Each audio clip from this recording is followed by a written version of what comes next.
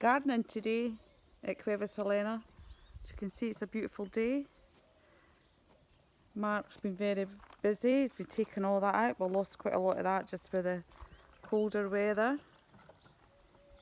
He's busy. Hola, buenos días. He's busy doing his weeding. He looks like something for Ghostbusters. What are you going to call? I'm going to call Marco.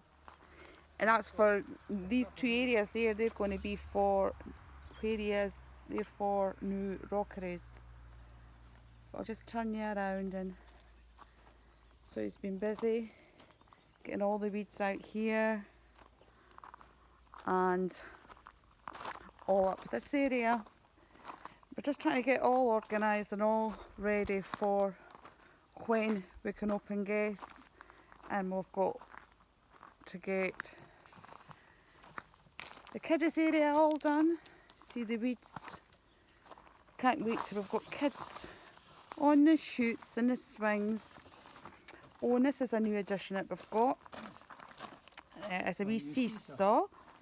So we've got that, and Mark's painted that up.